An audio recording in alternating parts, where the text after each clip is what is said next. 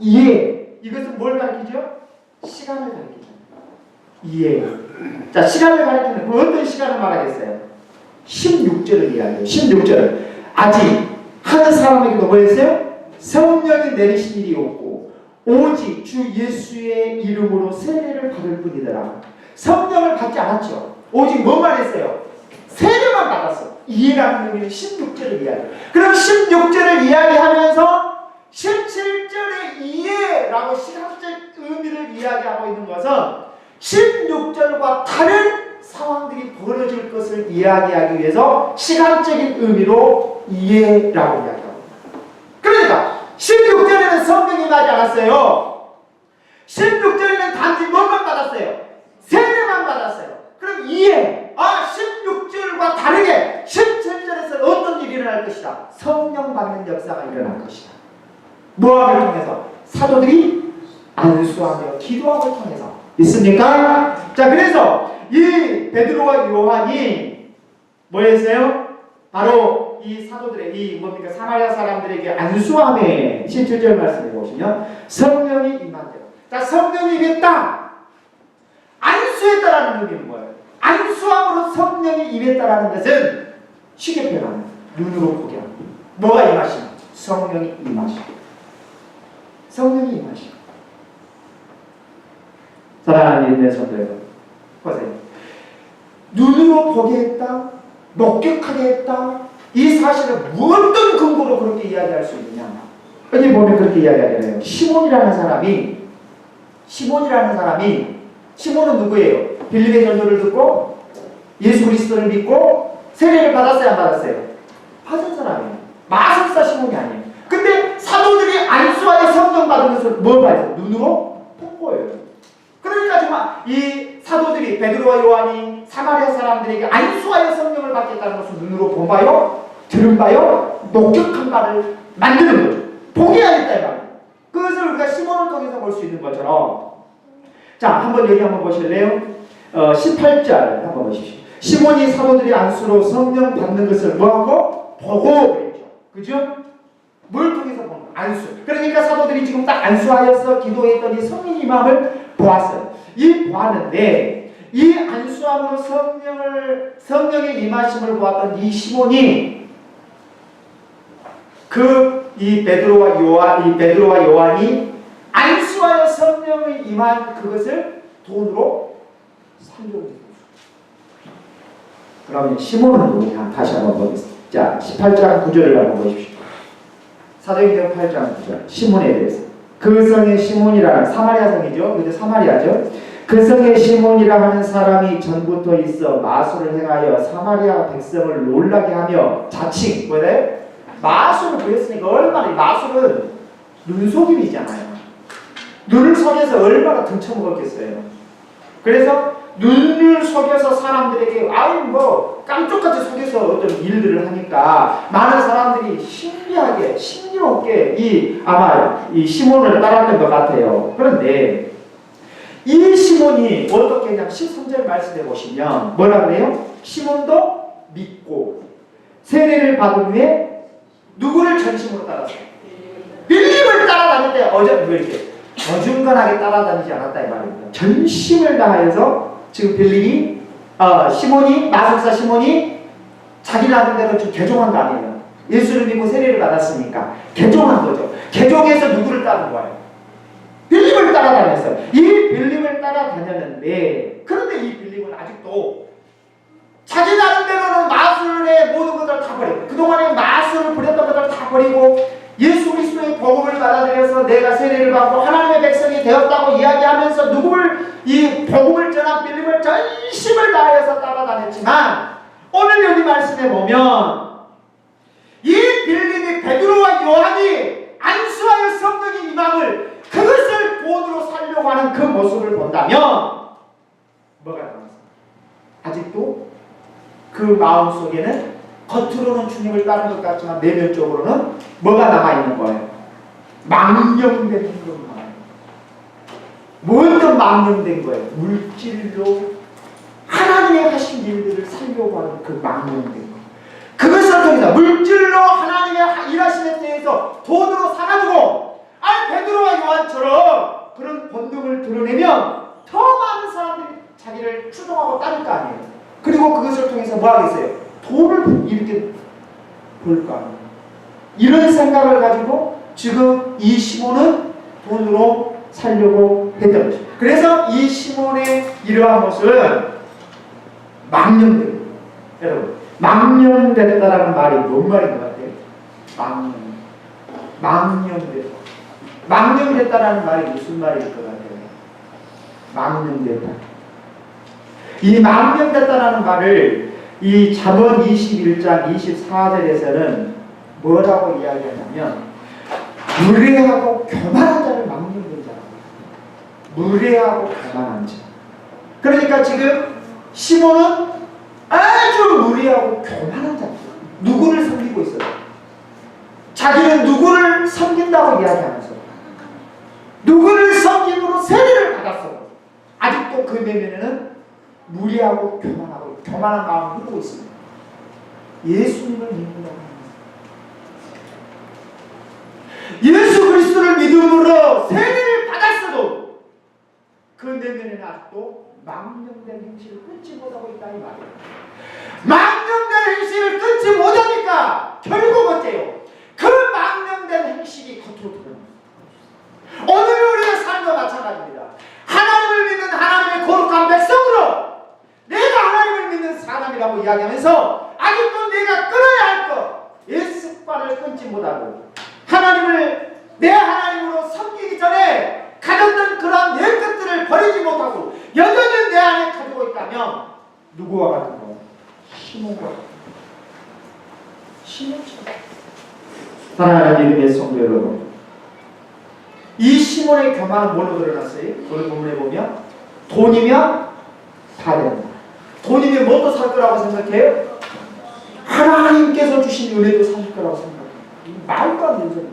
이것이 망령된 행동이죠. 돈이면 다 된다. 오늘날은 정말 물질 만능주의예요. 돈 때문에 사람을 죽이고요. 아내도 죽이고 남편도 죽이고 부모도 죽이는 세상이 되어버렸습니다. 돈 때문에. 돈이면 다 할 거라고 생각하죠. 누구도 그랬느냐? 오늘 본문에 나오는 시몬도 그러합니다. 자, 그러면 우리가 여기 한번 19절 말씀을 보십시오. 자, 이르되 이 권능을 내게도 주어 누구든지 내가 안수하는 사람을 성령을 받게 하여 주소서 하니. 자, 여기 19절 말씀을 보면 이 권능을 달라는 말이 뭔 말일까? 자, 지금 베드로와 요한이 사마리아 사람들에게 안수하여 성령을 받았습니다. 그러면 안수에서 성령을 받았는데 그 성령이 뭘로 나타났어요? 여기 뭐라고 지금 이 시몬의 눈으로 봤을 때는 뭘로 목격이 돼요? 권능으로 목격이 됐어요. 그죠? 이 권능을 내게서 주어. 그러면 지금 분명히 베드로와 요한이 사마리아 사람들에게 손을 얹어 기도했을 때 나타나는 현상들이 있었을 거예요. 그죠? 이 권능을 나에게 주라고 하는, 나는 뭡니까 시몬의 이야기를 보면 그래요, 안 그래요? 지금 분명히 시몬이 뭐라 그래요? 이 권능을 내게도 주어서 나도 이걸 행하게 해주십시오.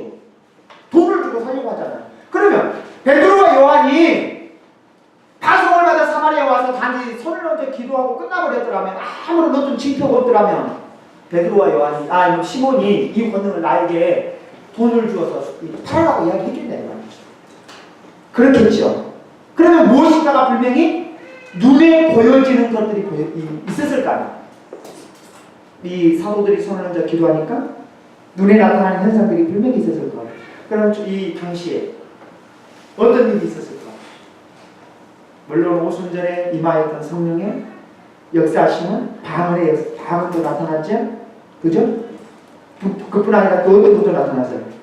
병을 고쳤죠. 빌림이 중풍병자도 고쳤죠. 또 뭐 있어요? 안진뱅이도 고쳤죠. 그러니까 지금 어떤 면에서 보면 아마 베드로와 요한이 사마리아 사람들에게 내려와서 손을 얹어 기도했을 때 성령의 임하심의 어떤 현상들로만 나타났던가. 병든 자가 치유되어지고 방언을 하게 되고 안진뱅이가 일어나고 이런 현상들이 일어났던 거야. 그러니까 그것을 누가 목격하고 있는 거야? 마술사 시몬이 딱 보고 있는 거야. 야, 저 건물을 내가 사서 저 일을 해놨다면 자기가 더 부자, 더 많은 사람들을 자기를 따르게 할 수 있겠구나. 이런 생각을 하는 거야. 이것이 망명입니다. 자, 이런 생각을 가지고 이 시몬은 결국 어째요? 어떤 면에서 보면 많은 사람들로 하여금 자기를 따르게 한다는 내면은 뭐냐면 시몬 마음속에는 망명됐다 했잖아요. 교만했다 했잖아요. 이 말은 영역이 없구나. 여러분, 사랑하는 예수님의 성도 여러분, 성령 충만을 누리기 위해서는 돈으로 해결돼야 할 문제입니까? 기도입니까? 성경은 성령을 받으려면 기도라고 합니다. 기도를 통하여서 성령의 임재함이 임하는 거지 돈으로 사는 문제가 아니라는 거죠. 자, 베드로와 요한이 기도했을 때 성령이 임하였습니다. 오순절 마가의 다락방에 120명의 성도가 모여 기도했더니 성령이 임하였습니다. 성령의 임함 기도. 그런데 시몬은 뭘 통해서요? 돈을 통해서. 돈을 통해서라는 말은 뭔 말이에요? 어떤 면에서 보면 자기가 그동안에 벌었던 돈을 가지고 과시했는지도 몰라요. 그리고 이 물질로 저걸 사서 더 큰 이득을 챙기려고 했는지도 몰라요. 자, 그러면 이러한 모습을 통하여서 지금 무엇을 시몬이라는 사람을 통해서 우리에게 지금 하나님께서 교훈하시길 원하면 시몬이 아직도 세상의 고뇌를 끊지 못하고 있다는 거예요. 우리가 하나님을 믿는다고 이야기하면서 아직도 세상의 고리를 끊지 못하면 망명된 행실을 살아요. 망명된 행실은 어떤 형식으로 나타나면 시몬을 통해서 보면 돈으로 문제를 해결하는 거예요. 하나님 앞에 기도하기로. 여러분, 우리가 마태복음 6장에 보면 우리 주님께서 우리에게 가르치신 바가 뭐냐? 너희는 너의 목숨을 위하여 뭘 먹을까 뭘 마실까 염려하지 말라. 하늘에 나는 새들과 들의 뿔에 그 말입니다. 누가 기르시고 입히시니 천국이 하나님이 아닙니다. 하물며 먼저 그 나라와 그 의를 구하는 자에게 이 모든 것을 더하지 않겠느냐 이렇게 말씀. 그리고 하시는 말씀이 염려하고 근심하는 사람은 누가 한다라는 거예요? 이방인들이 한 것이다. 하나님을 믿지 않는 자들이 염려하고 근심하는 것이다. 너희들이 하나님을 믿는 자라면 뭐 해야 돼요? 염려 근심하기보다도 하나님 앞에 먼저 뭐 해라? 기도해.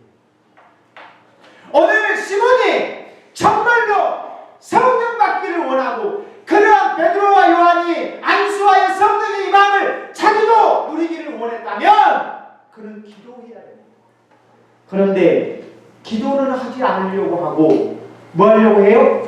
돈으로 해결하려고 하는 거예요. 여러분, 하나님의 일들은 돈으로 해결되는 것이 아닙니다. 믿음과 기도하는 일. 우리가 어떤 교회에서 어떤 일을 할 때 물론 필요하겠지만 더 중요한 것은 하나님 앞에 기도하는 것. 하나님이 하시고 우리가 기도함으로 하나님이 하시면 결국 누가 영광 받으세요? 하나님이 영광을 받으시지 않겠냐 이 말입니다. 사랑하는 믿음의 성도 여러분, 이 시몬은 하나님께서 베푸신 은혜들을 뭘로 해결하려고 합니까? 돈으로.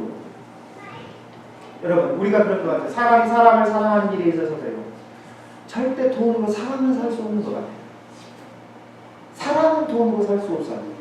잠도 돈으로 살 수 없잖아요. 그죠?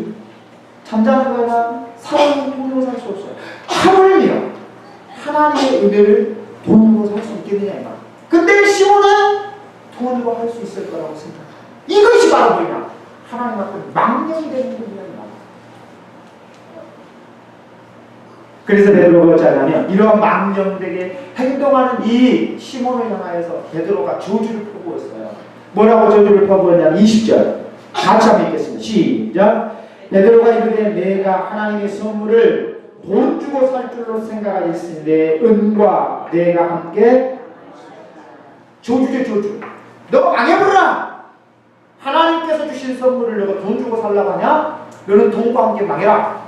이렇게 이야기를 하는데 우리는 참 한번 생각해봐야 돼요.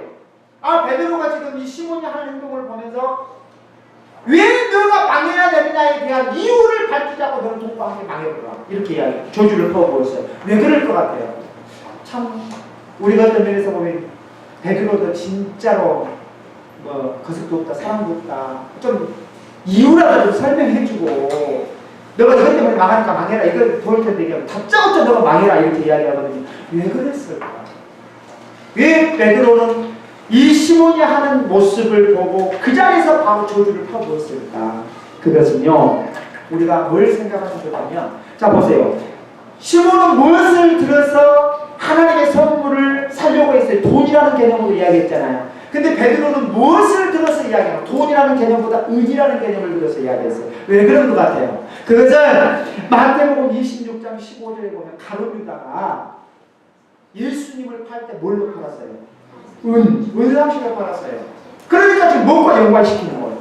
자, 가룟 유다가 예수님을 은상식 팔음으로 그가 망했잖아요. 저주를 받았잖아요. 이것과 연관을 시키는 거죠. 베드로가 이것과 연관을 시키면서 뭐라고 이야기를 하냐면, 뭐라 그래요? 너가 돈을 주고 하나님의 선물을 산다는 것은 누구를 모욕하고 있는 것이야? 하나님을 모욕하고 있는 것이야. 제 생각에는요, 누구를 모욕하고 있는 것이다? 하나님을 모욕하고 있는 것이다.